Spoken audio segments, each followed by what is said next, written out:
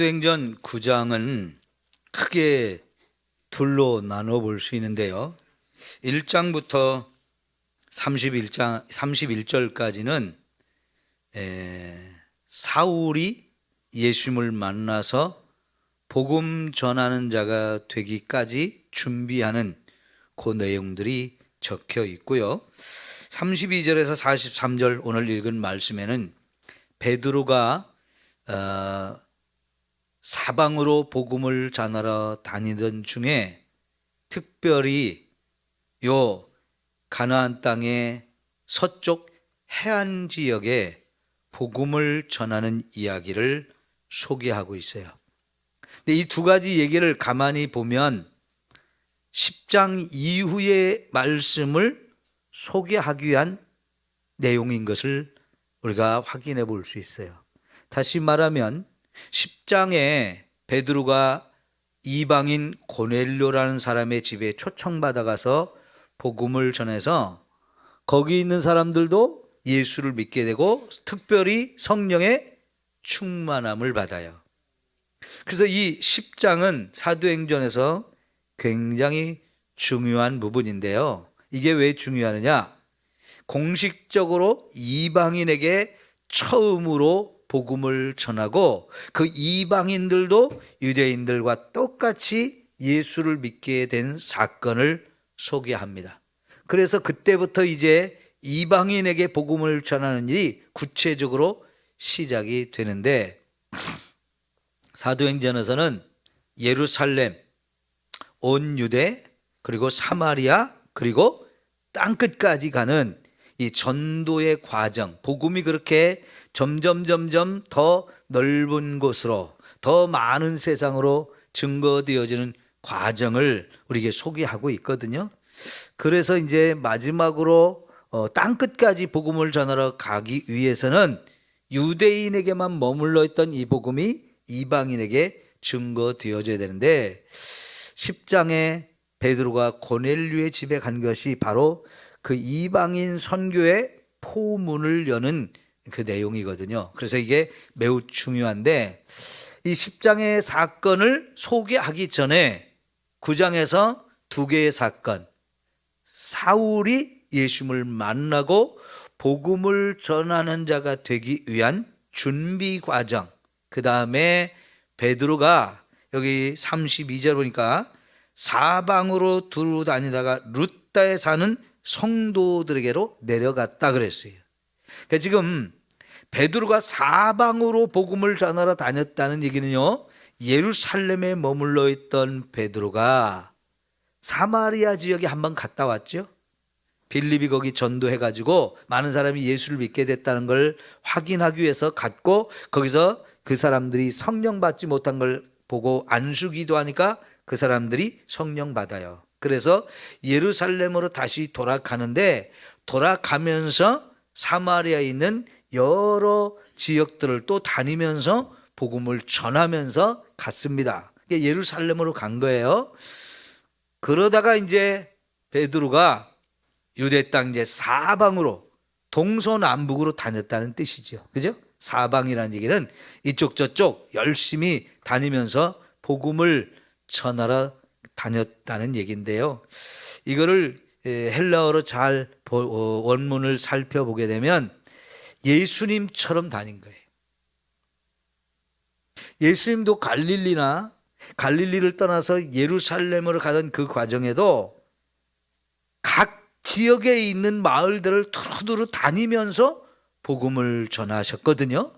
그걸 함께 따라다녔던 베드로이기 때문에 예루살렘에 이제 벗어나서 사방으로 복음을 전하러 갈 때 그냥 대충 다닌 게 아니고요, 그냥 주변에 있는 마을들을 아주 샅샅이 이 마을 그 다음 계속 이렇게 아주 굉장히 마을들을 다 찾아다니면서 열심히 복음을 전했다는 그런 의미가 있어요.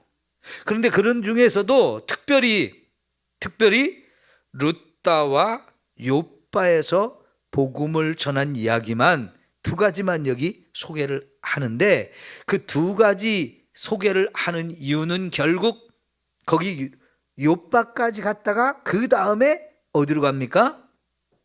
가이사랴에서 고넬료가 초청하는 이 말을 듣고 가서 이제 거기서 복음을 전하는 내용이 나오거든요. 그러니까 32절에서 43절까지 베드로의 이야기는 그냥 갑자기 나온 게 아니고요. 10장의 이야기를 전하기 위해서 베드로가 거기서 가까이, 그 가이사랴 가까이에서 복음 전했던 이야기를 먼저 우리에게 소개를 하고 이어서 10장과 연결되는 그런 상황이 되어지는 거죠. 자, 그래서요, 오늘 특별히 32절에서 43절 말씀을 우리가 보겠는데요. 여기 나오는 룻다, 요빠, 가이사랴 이 세 도시가 다 가나안 땅을 지도를 펴놓고 봤을 때 서쪽 바닷가 지역들이에요. 제가 지난번 이쪽을 가보니까요, 여기에 이제 요빠가 나오잖아요. 이 요빠는 제가 새벽에 설교할 때 설명을 한번 드렸었는데, 이것이 바로 오늘날 이스라엘의 수도인 텔아비브라고 하는 곳입니다. 아비브. 자, 그러면 여러분, 요빠라는 말은 이응과 비읍이죠. 그럼 아비브 마찬가지예요. 아비브도 이응, 비읍이죠. 이게 이제 유대인의 자음을 놓고 봤을 때 이게 같은 단어인데 이제 발음이 조금 시대가 지나면서 달라진 거죠. 이제 유대인들은 도시의 이름에 텔이란 말을 항상 많이 붙입니다. 그거는 좀 언덕이라는 그런 의미가 있는데, 그러니까 약간의 언덕에 있는 그런 도시, 그러니까 아비브라고 하는 이 도시가 언덕에 있다, 그런 의미가 되는데, 그 얘기는요, 바닷가에 있는데 바닷가에 약간 언덕 위에 있는 그런 도시라는 의미가 되겠죠. 그러니까 지금은 굉장히 큰 도시가 돼 있어요. 가나안 유대 이스라엘에서 예루살렘보다도 더 많은 사람이 모여 사는 더 큰 도시거든요. 왜냐하면 오랫동안 이스라엘이 건국한 이후에 지금까지 수도였거든요. 그런데 트럼프가 대통령일 때 유대인들이 수도를 텔아비브에서 예루살렘으로 굉장히 옮기고 싶었는데 주변 나라들이 반대를 해가지고 옮기지를 못했었는데요. 트럼프가 인정을 해버렸어요. 예루살렘을 수도로 삼도록 인정을 해줘가지고 결국은 지난 미국의 트럼프 대통령 때 텔아비브에 있던 수도를 이제 예루살렘으로 옮겼습니다. 그 전까지는 요 텔아비브가 이스라엘의 수도이고요. 그래서 이 텔아비브에 현재는 이스라엘의 중요한 기관들이 다 있고 또 이곳이 현재 이스라엘의 국제공항이 여기에 있어요. 그러니까 요빠라고 하는 게 굉장히 중요한 도시거든요. 그러면 여러분, 요빠가 성경에서 처음 나온 데가 언제인지 아세요? 구약 성경을 여러분이 관심을 갖고 좀 그런 부분을 살펴보시면 좋겠는데, 솔로몬이 성전을 건축할 때 백향목이 많이 필요했어요. 근데 그 백향목은 어디에서 많이 납니까? 레바논에서 많이 나거든요. 레바논은 높은 산악지대에 정말 좋은 백향목이라는 나무들이 많아가지고요. 그게 말 그대로 100가지 향기가 난다 할 정도로 나무가 곧고요. 아주 또 바르게 또 향이 나는 아주 좋은 건축 재료로 쓰이는 굉장히 좋은 나무거든요. 그거를 레바논에서 사올 때 레바논 산에서 잘라가지고 해안으로 옮겨서 바닷가에 띄워놓으면 그거를 묶어가지고 또 바다로 끌고 이제 와서 이 요바항까지 가지고 온 다음에 거기서 다시 끌고 예루살렘으로 가져가는 이런 과정을 거치면서 성전을 건축했거든요. 그때 이제 요바라고 하는 이 항구가 처음 나오는데 그만큼 요바는 바닷가에 있는 도시이면서 항구로서 중요한 역할을 하죠. 그 다음에 우리가 더 많이 알 수 있는 게 바로 누구죠? 선지자.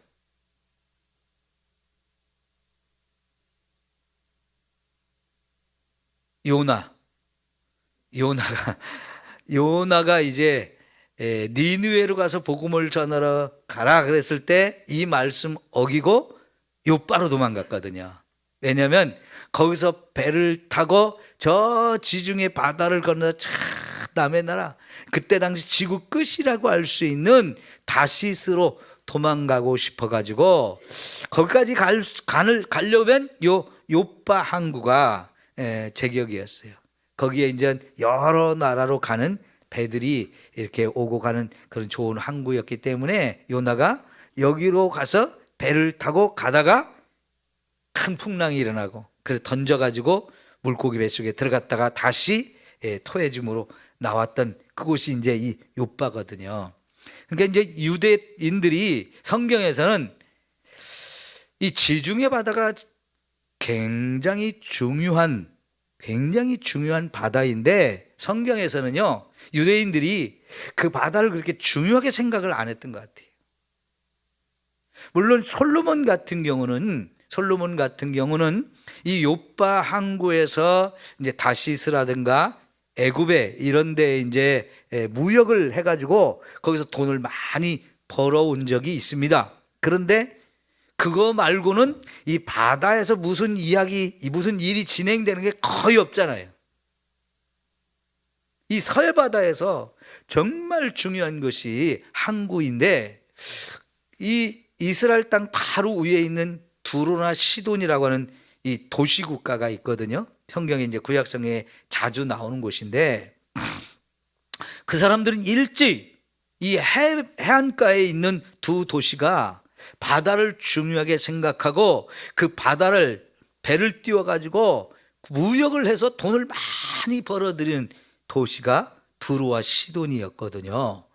근데 유대인들은 이 바다를 통해서 이 다른 나라 사람들하고 무역하고 이런 것이 솔로몬 시대 외에는 거의 소개가 안 돼요. 참 이게 어떤 면에서 좀 안타까운 그런 모습이거든요. 자, 그런데 지금 이 시대에 복음이 증거되어지는 과정에서 이 바닷가 이야기가 자꾸 소개돼요. 바닷가. 그렇게 되어질 수밖에 없는 것은 뭐냐면 이제 10장에 가면 가이사랴라고 하는 곳이 나오잖아요. 그 가이사랴가 요바로부터 한 20km 정도 떨어져 있는 북쪽에 있는 항구 도시인데 거기는 유대 땅을 다스리던 헤롯이라고 하는 왕이 특별히 국제 항구를 팍 의도적으로 계획해서 만든 도시예요. 거기에 이제 빌라도가 거기 머물면서 유대 땅을 다스리던 중심지였고요. 거기가 이제 헤롯이 이 항구를 만들면서 가이사랴가 이제 황제 이름이거든요. 이 도시 이름에다가 황제 이름을 붙이면서 황제를 높이고 황제에게 영광을 돌려고 했던 것인데요. 그러면서 헤롯의 야망이 굉장히 크게 펼쳐진 곳인데요. 이곳을 로마 세계에서 제일 큰 항구 도시로 만들고 싶었어요. 그래가지고 거기를 대대적으로 개발을 해서 계획적으로 만든 도시거든요. 그러니까 예를 들면 우리 군산도 원래는 항구 기능을 못하던 곳이잖아요. 여기가 바다가 깊지 않아가지고 큰 배를 댈 수가 없으니까. 그런데 일본 사람들이 여기서 우리나라 곡물을 다 일본으로 빼앗아 가기 위해서 의도적으로 군산이라는 도시를 만들었잖아요. 그러기 위해서 이제 큰 배를 댈 수 있는 부두도 만들고 철도도 끌어오고 해가지고 여기를 의도적으로 크게 만든 도시잖아요. 그것처럼 이 가이사랴라고 하는 곳이 이 해안가에 특별히 헤롯 왕이 아주 큰 목적과 정치적인 야망을 가지고 로마 전역에서 제일 큰 항구 도시를 만들려고 만들었던 대단히 굉장히 크게 발전한 그런 도시거든요. 근데 여기가 중요한 것은 뭐냐면 사도 바울이 이곳을 이용해서 복음을 전하기 위해서 세계로 다니고 왔다 갔다 하는 문이 되어져요.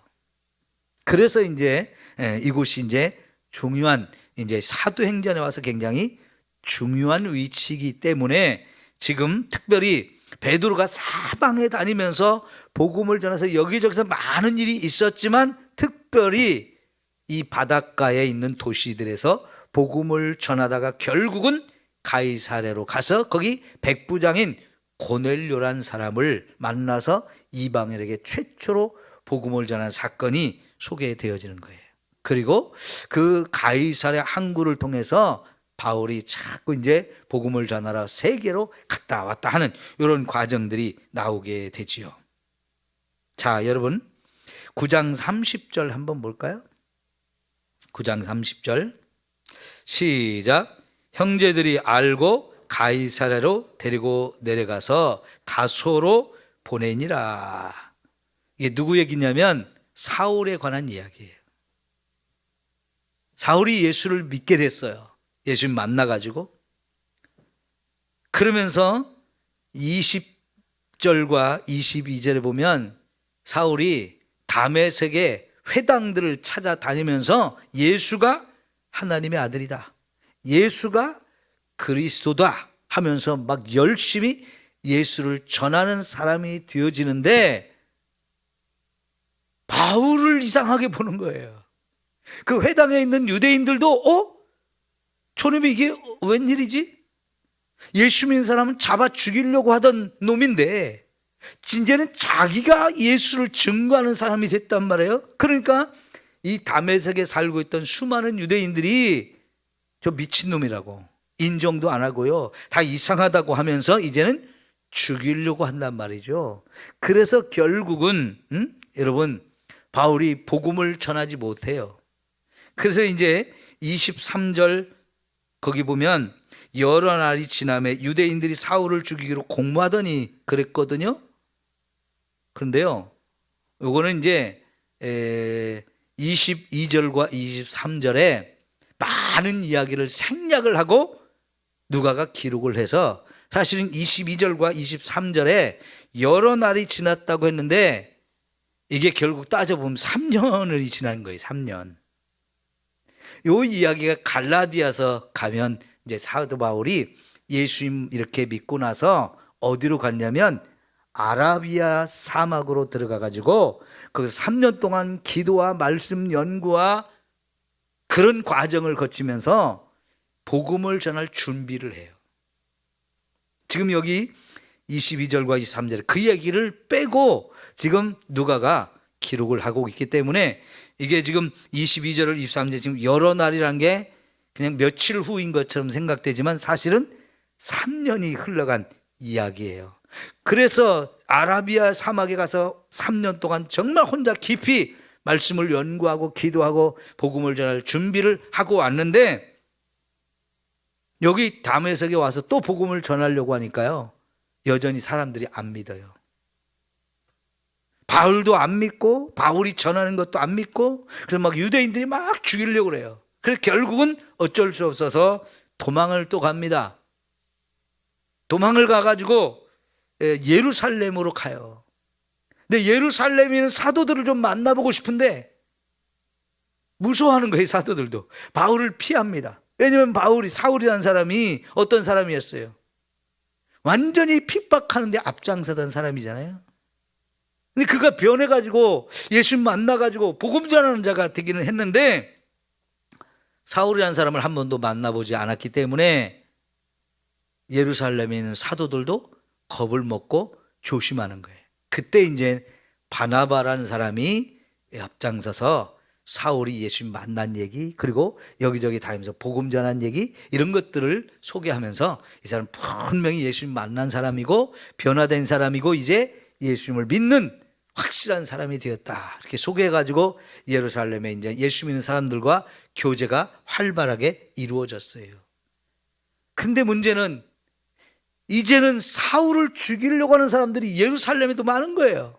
그냥 뒀다가는 언제 무슨 일이 일어날지 몰라요. 그래서 안 되겠다고, 당신이 여기서 복음 전하면 안 되겠다고, 위험하다고, 그래서 그를 데리고 가이사랴로 데리고 가서 거기서 배를 태워가지고 바울의 고향인 다소로 보내서 다소에 가서 또 다시 바울은 공부를 더 해요. 하나님께 기도하면서 공부하는 시간을 더 하고 있을 때 13장에 가면, 이제 12장에 가면 바나바가 다시 다소까지 가서 바울을 데리고 와서 안디옥 교회에서 같이 사역하면서 바울의 사역이 시작되거든요. 그러니까요, 여기 가이사랴라고 하는 곳이 바울에게는 아주 인연이 있는, 아주 특별한 사건이 많이 있었던 그런 곳이거든요.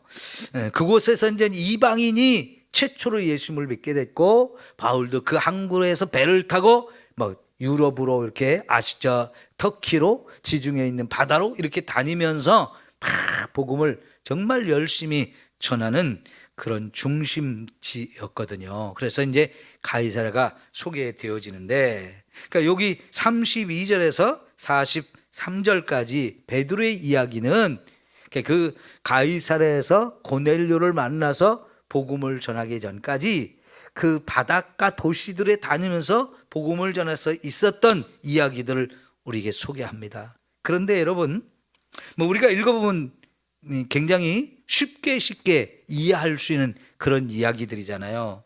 루다에서는 애니아라고 하는 성도가 중풍병이 들어가지고 있는 거를 8년 동안 중풍으로 앓고 있는 사람 베드로가 기도해가지고 고쳐줬어요. 그러니까 여러분 35절 한번 봐요. 35절 시작. 루다와 사론에 사는 사람들이 다 그를 보고 주께로 돌아오니라. 루다라고 하는 곳만이 아니고 그 옆에 있는 사론이라고 하는 이곳도 결국은 이 애니아라고 하는 사람이 중풍병에서 치유받고, 그리고 나서 이 베드로를 따라다니면서 함께 복음을 전하다 보니까 이 사람이 증인이 된 거예요. 나 이 베드로를 통해서, 베드로가 나를 예수님의 이름으로 기도해 줬을 때 내가 8년 동안 중풍병으로 앓아 누웠던 사람인데 치유받아서 지금 멀쩡해졌다고. 나 좀 보라고. 내가 증인이라고. 그러면서 같이 복음을 전하니까요, 여기 루다와 사론에 사는 많은 사람들이 예수님을 믿게 되었다는 거예요. 특별히 여러분, 이 가나안 땅의 이 지도에서 여기 사론이라고도 나왔는데 어떨 때는 좀 샤론이라고 이렇게 발음도 하거든요. 그러면 우리 찬송가 중에 샤론의 꽃 예수 이런 찬송가 있죠. 그 샤론이라는 게 이 서해안 지역에 있는 넓은 평야예요. 그러니까 우리나라로 말하면 여기 군산, 익산, 전주, 완주, 여기 김제, 부안, 정읍까지 굉장히 넓은 들이 있잖아요. 근데 이 이스라엘 땅에서도 제일 넓은 평야가 샤론 평야입니다. 샤론. 그러니까 이 해안 지역은 제가 차를 타고 쭉 이쪽으로 가보는데요, 굉장히 넓은 평야지대. 끝이 없을 만큼 넓어요. 끝이 거의 보이죠. 그냥 쫙 평야지대로만 펼쳐 있는데, 여기서 이스라엘 땅에서 가장 넓은 평야지대인데, 여기서부터 여러분이 이제 들어본 갈멜산이라고 하는 그 산이 있는 데까지 끊임없이 계속 넓은 평지로, 들판으로 되어 있는데요. 그러니까 옛날부터 사람들이 많이 사는 지역인 거예요. 그런데 거기에 복음이 증거되어지면서 많은 영혼이 돌아왔다는 거죠. 그리고 나서 요바에 이 소식이 전해졌어요. 베드로가 루다에 와가지고 애니아라는 사람의 이 병을 고쳐줘가지고 그 루다와 샤론에 있는 많은 사람들이 예수님을 믿게 되었다는 얘기가 여기 요바에 있는 성도들한테도 전해졌어요. 그러니까 여러분, 이 이야기를 가만히 읽어보면 베드로가 루다에 가기도 전에 거기에는 예수 믿는 사람들이 있었어요. 그죠? 그리고 요바라고 하는 곳에도 예수 믿는 사람들이 있었어요.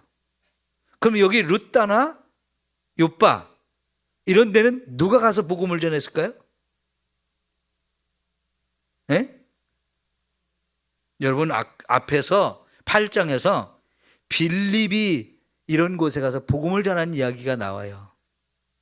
뿐만 아니라 우리가 이제 7장, 6장 마지막 부분 7장 서두에서 예루살렘 교회를 막 핍박해 가지고, 그죠?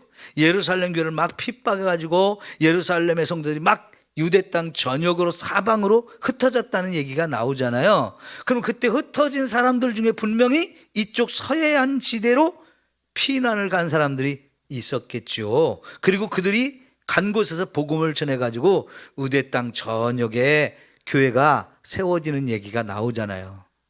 그러니까 이쪽 지역에도 이미 예루살렘에서 신앙생활하다가 피난 간 사람들, 그리고 또 거기에 빌립도 가서 복음을 전하고 그럼으로 인해서 여기에 이제 베드로나 바울이 거기서 하나님 만나기 전에 이미 예수 믿는 성도들이 있었던 거예요. 그런데 베드로가 가서 더 강력하게 복음이 증거되어서 죽게로 돌아오느니라.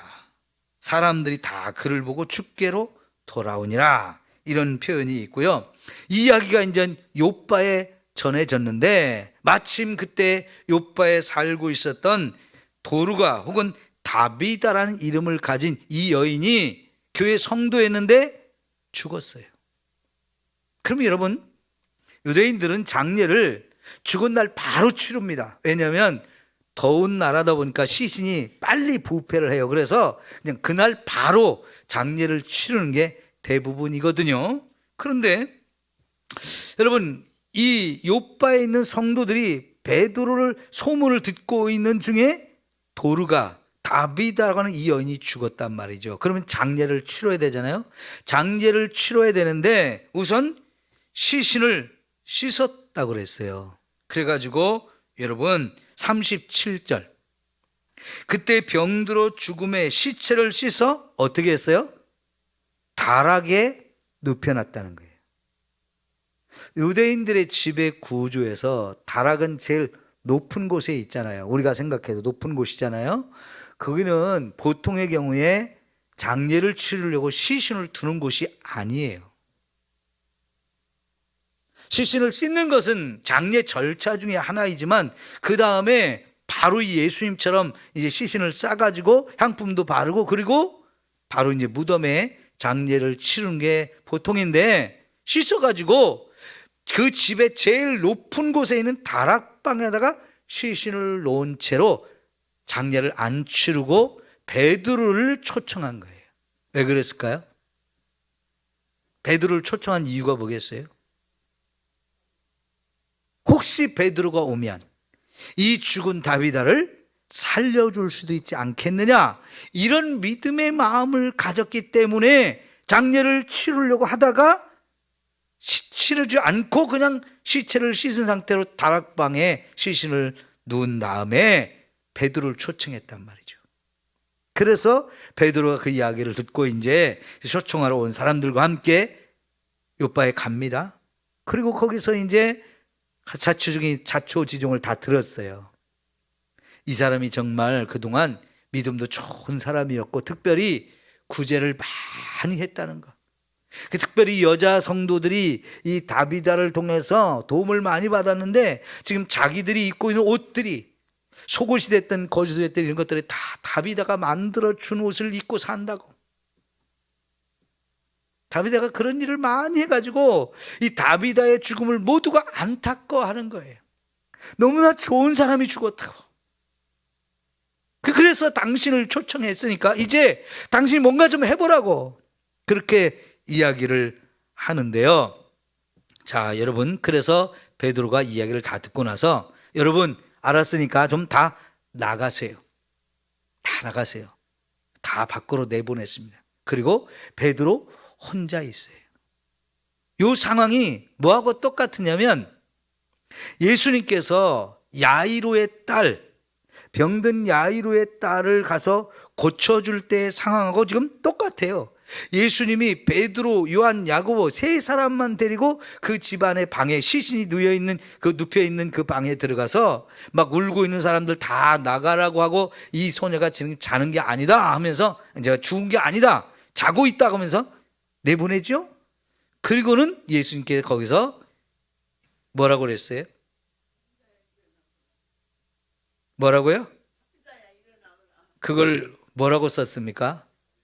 네, 달리다굼 했잖아요. 달리다굼. 여기 제가 그 말을 특별히 소개하려고 하는 이유가 있어요. 달리다굼 했죠? 여기 베드로는 여기서 뭐라고 하냐면 다비다쿰 그랬어요. 달리다굼. 예, 여러분 그 소녀야 일어나라. 쿰이라는 게 일어나라는 뜻이거든요. 소녀가 달리다라는 뜻이고요. 여기 다비다는 이름이에요. 다비다. 그래서 다비다쿰 이렇게 하면서 베드로가 일으키는데 그 집안의 방 안에 막 울고 있는 사람들 다 내보낸 것도 예수님과 똑같이 하는 거고요. 다 내보낸 다음에 혼자 기도하는 것도 지금 예수님과 똑같이 하고요. 예수님이 하셨다는 말하고 거의 비슷한 말이잖아요. 달리다쿰, 다비다쿰. 비슷하거든요. 그래서 이제 예수님처럼 자기가 한 거예요. 그런데 여러분 놀랍게 이 다비다가 살아났어요.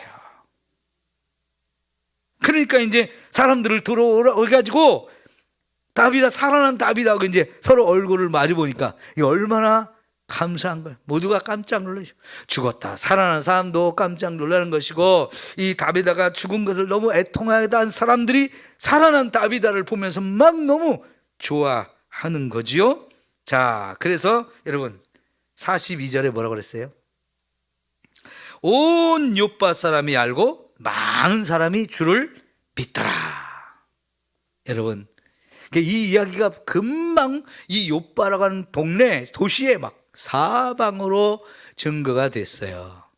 그 도시에 많은 사람이 살고 있었는데 그 중에 교회가 있었지만 이제 베드로가 와서 이런 기적을 일으킴으로 인해서 죽은 자를 살리니까 이때 정말 이 요파에 살고 있는 많은 사람들이 예수님을 믿게 됐다는 거예요.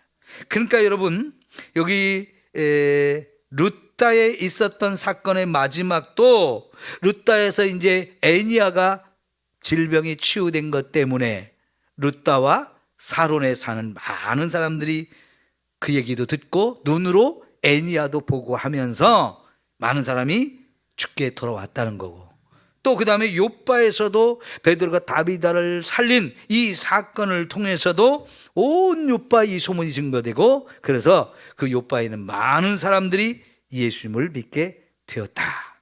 두 이야기를 하는 이유는 베드로가 거기 갔을 때 이렇게 강력한 복음의 역사가 일어나서 정말 많은 사람들이 구원을 받게 되었다 하는 얘기죠. 여러분 부럽지 않아요? 예? 저는 너무 부러워요. 우리 교회도 이런 은혜와 이런 축복과 이런 부흥이 있기를 소망합니다. 그러면 여러분 그냥 소망만 있으면 돼요? 기도해야죠. 그죠? 하나님, 우리 교회에서도 이런 질병이 치유되고 죽은 자가 살아나게 하옵소서. 그래서 우리 교회에서 이렇게 소문이 사방으로 나게 되고 많은 사람들이 이걸 눈으로 보고 귀로 듣고 하면서 와서 구원받는 역사가 강력하게 일어나게 해 주옵소서. 기도하실래요? 안 하실래요? 그냥 옛날에 거기서 그런 사건이 있었답니다 하고 그렇군요, 우리하고는 아무 상관이 없군요 하고 넘어가실래요? 아니죠? 우리는 이런 말씀을 볼 때 하나님 내게도 주옵소서, 우리에게도 주옵소서. 이게 이제 믿음으로 이 말씀을 우리가 붙드는 거예요. 그리고 이 말씀 가지고 하나님 앞에 이런 일을 이 루따에서도 사론에서도 요빠에서도 이루신 하나님, 우리 교회에서도 지금 이런 은혜를 주옵소서. 여러분 우리도 바닷가 도시잖아요. 네? 얼마든지 이와 같은 일이 여기서 일어나야 되고 일어날 수도 있습니다. 우리 기도하는 사람들을 통해서 되어줄 줄 믿습니다. 그러니까 지금 여기 32절에도 여기 루따에도 예수 믿는 사람들이 있었어요. 요빠에도 예수 믿는 사람들이 있었어요. 그들 가운데서 이 기적이 일어난 거예요. 그렇다면 여러분 베드로가 기도해가지고 이런 일이 일어나기는 했지만 결국은 누구의 이름으로 되어진 거예요? 여기 34절에 베드로가 이르되 애니야야 예수 그리스도께서 너를 낫게 하시니 일어나 내 자리를 정돈하라. 누가 고치신다는 거예요? 예수님이 고치신다는 거예요.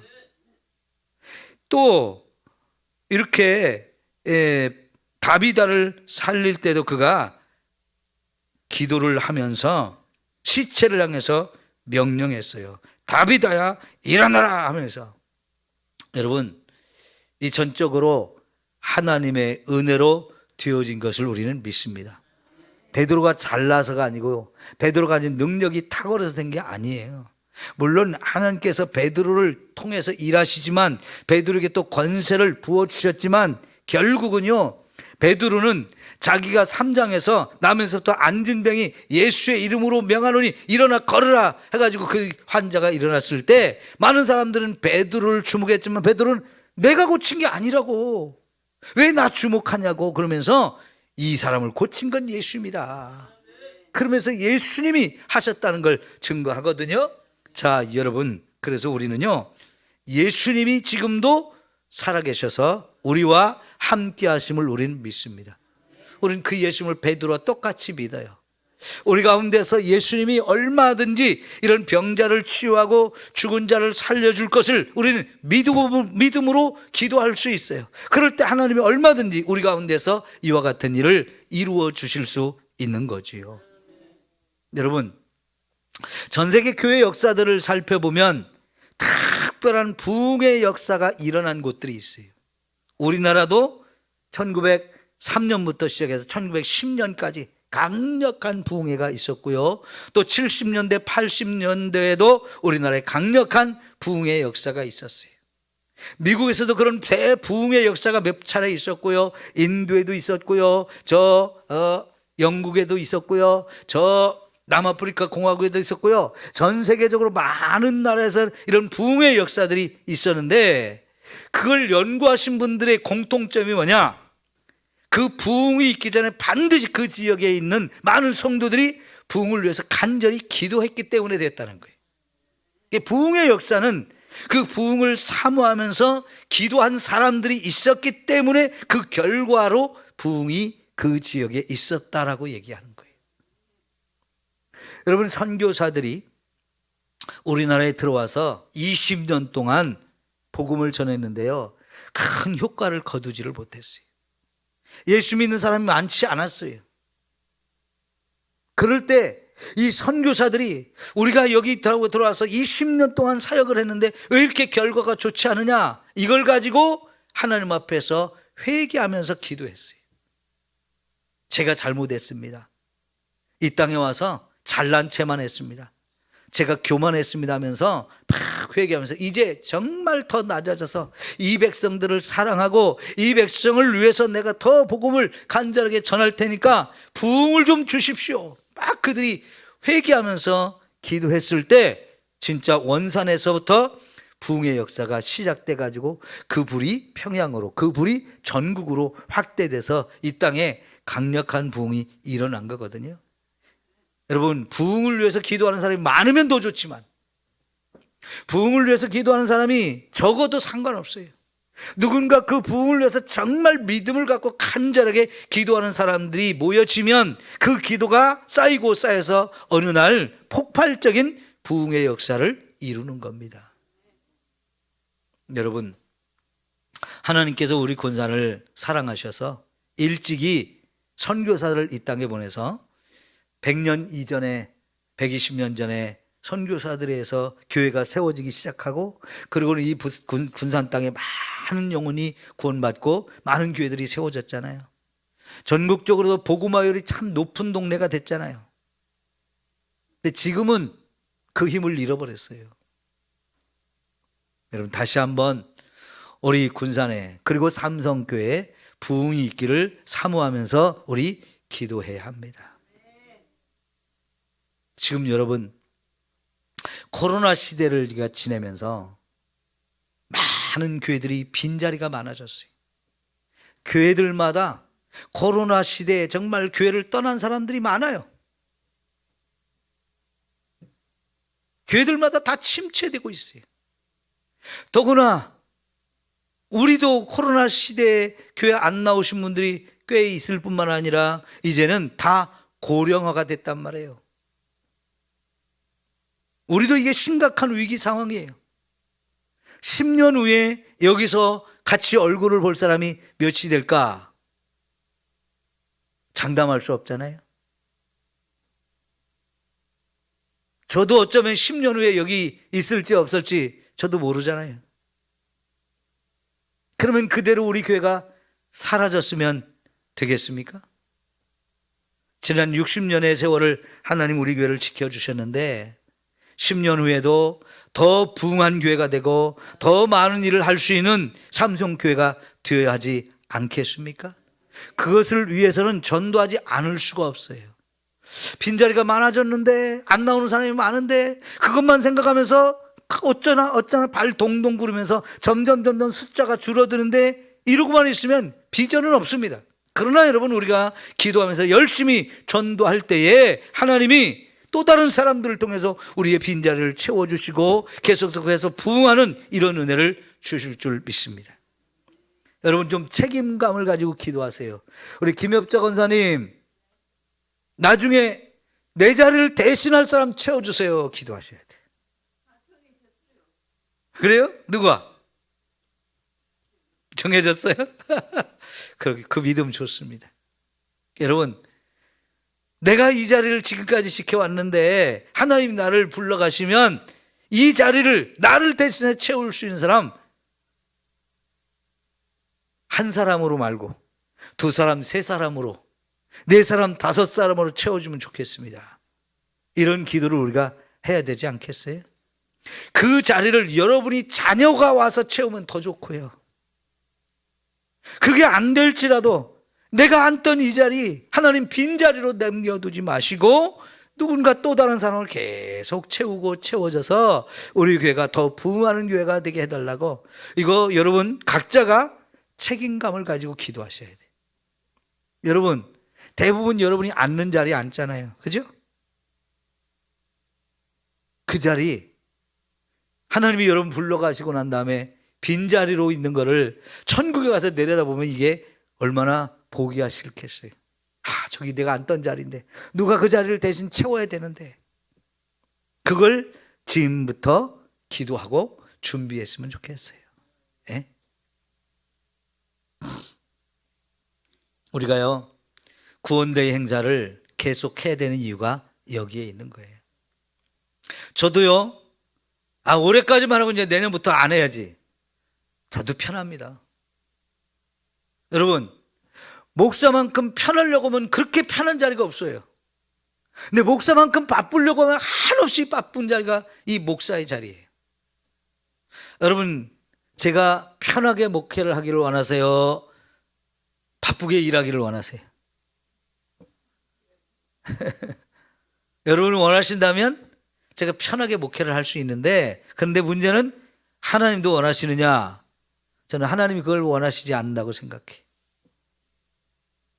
하나님이 제가 이 자리에 세워두신 동안에는 최선을 다해서 열심히 목회를 하기를 원하셔서 저를 세워졌다고 생각해요. 근데 여러분, 제가 그런 하나님의 뜻을 외면하고 하나님 나 힘들어서 못하겠어요, 저 좀 쉬면서 하게 해주세요, 그러면 한없이 쉬면서 할 수 있어요. 너무너무 편하게 할 수 있어요. 어쩌다 여러분이 목사님 너무 땡땡이 치는 거 아니에요? 그러면 좀 하는 채 하고 그러면 저도 얼마든지 할 수 있어요.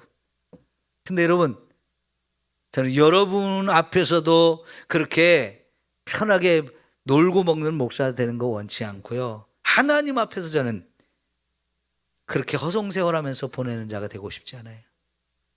어쨌든 제가 할 수 있는 한 열심히 여러분에게도 복음을 전하고 또 여기에 있지 않은 또 다른 양들을 찾아다니면서 복음을 전해서 많은 영혼을 구원하고 하나님 교회를 아름답게 세워나가는 이런 목사가 되기를 원해요. 여러분도 같이 하셔야죠. 네? 저만 떼갖고는 안 되고요. 같이 하셔야 돼요. 하나님이 여러분 불러가기 전까지는 여러분 자리를 자꾸 채울 수 있는 그 역할을 우리가 같이 해야 됩니다. 오늘 밤에도 이것을 위해서 우리 함께 기도합시다. 베드로가 어디를 가든지 이렇게 강력한 부흥의 역사가 일어났잖아요. 하나님 우리 교회도 부흥을 주세요. 날마다 구원받는 무리가 더하게 해주세요.